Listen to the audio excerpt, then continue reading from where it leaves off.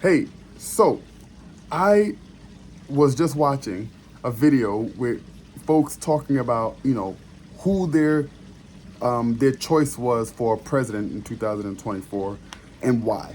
And some folks were like, "Hey, immigration is a big deal for me. That's the reason why I voted this way."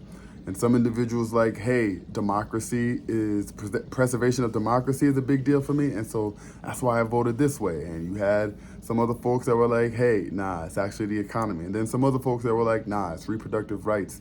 And all these reasons why folks wanted one candidate or the other. And it reminded me of the system that was created in 1787 in our Constitution with the Founding Fathers. The Founding Fathers knew that, look, if in electing a president, the people aren't really gonna, know how to elect a president. They don't really know what the president does.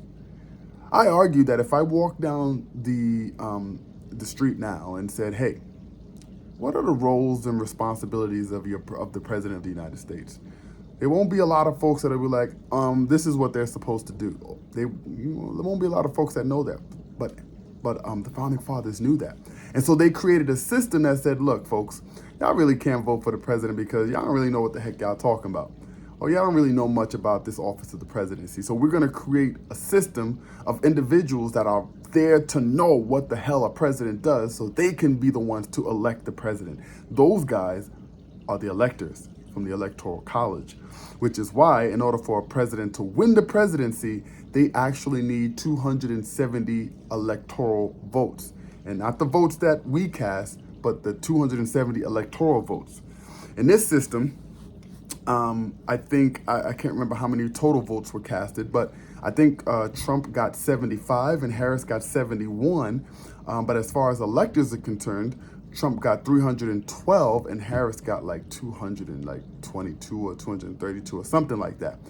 And so because Trump got 312 electors, he won, right? Because he got over that 270 mark. So it was electors all along. It's not us. It was the electors. But again, Hamilton makes the argument in Federalist 68, which I will leave the link in the description, so check it out.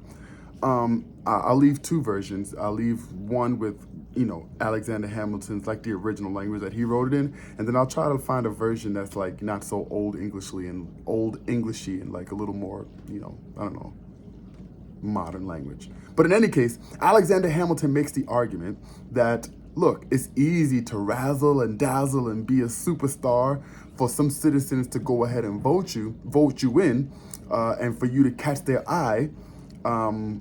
And so we should make sure that we have some people that are not easily razzle-dazzled, or, some folks that know what the office of the presidency is supposed to do to be able to elect the president. And my question to you guys is, should those electors have the ultimate authority? Because in 29 states, the electors have to go with the popular vote of that state. Should that be the case, though? Are we responsible citizens? Are we responsible enough to elect a president? Was Alexander Hamilton right? Should we get rid of the Electoral College? Are they doing a good job? Are they doing what they were supposed to be doing? I argue if they were supposed to be doing what they were supposed to be doing, in 2016, they would not have elected Donald Trump. And I know there's going to be some people like, "Oh, well, we the people elected Donald Trump." Again, no, you did not. The Electoral College did. The Electoral College is supposed to take your votes into consideration, but the Electoral College is the group of individuals that vote for the president. But in any case, should the electors have this ultimate authority, the ultimate power to elect who they feel is the right person? In other places around the world, the citizens do not elect the president or the executive officer. Britain, for example, the people elect the ministers, or I guess what we would call the Congress members, right? And then the ministers elect the prime minister or the executive branch.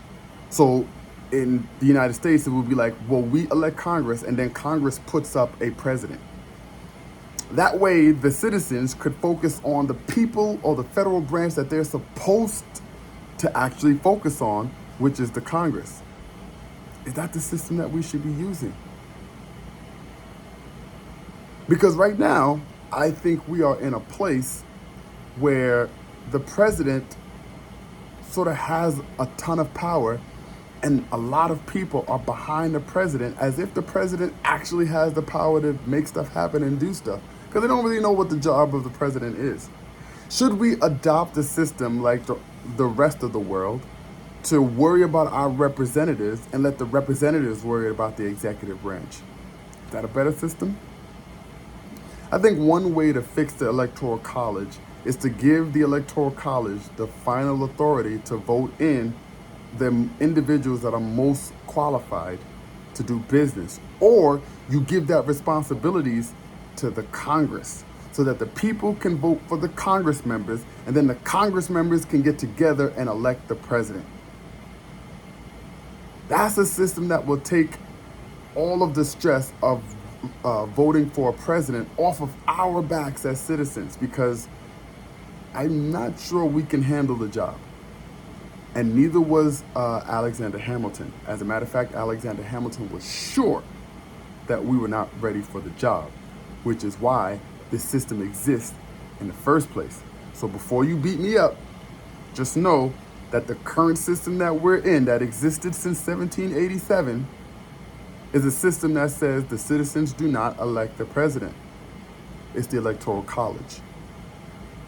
And my question is, should the Electoral College be the ones that have sort of full control over that, and that be just the way it works? Should it be Congress, or should all of that be abolished and it should be solely the people? I'm arguing that the people should be nowhere near that, because we don't know what we're doing. We have no clue what we're doing.